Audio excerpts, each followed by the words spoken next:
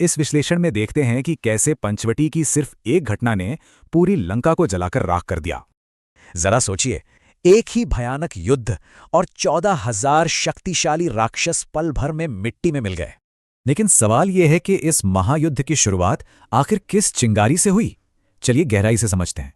शुरुआत हुई रावण की बहन शूर्पणखा से।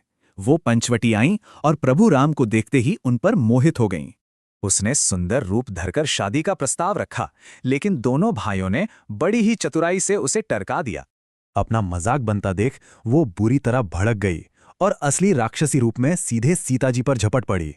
बस फिर क्या था, राम जी के इशारे पर लक्ष्मण ने तुरंत तलवार निकाली और उसके नाक कान काट दिए।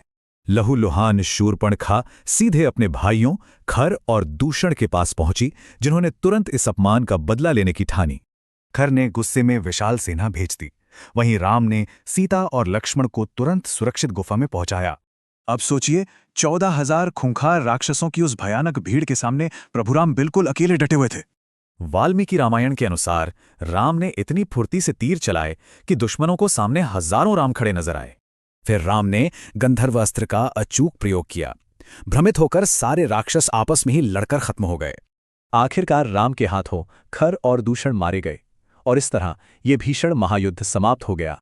दंडकारण्य को आजाद देखकर देवता बेहद प्रसन्न हुए और उन्होंने आकाश से प्रभु राम पर खूब फूलों की बारिश की।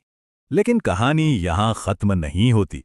नरसंहार से बच निकला इकलौता राक्षस अकंपन भागकर सीधा लंकापति रावण के पास पहुंचा। उसने खौफनाक सलाह दी, राम को हराना है तो सीता को चुरा लो। इस बात ने पूरा इतिहास बदल दिया। सीधे युद्ध में हार मानकर रावण ने एक मनोवैज्ञानिक साजिश रची और राक्षस मारीच को अपने साथ मिला लिया। जनस्थान का युद्ध खत्म, पर लंका का षड्यंत्र शुरू। अब ये सोने का हिरन आखिर कौन सा विनाश लेकर आएगा?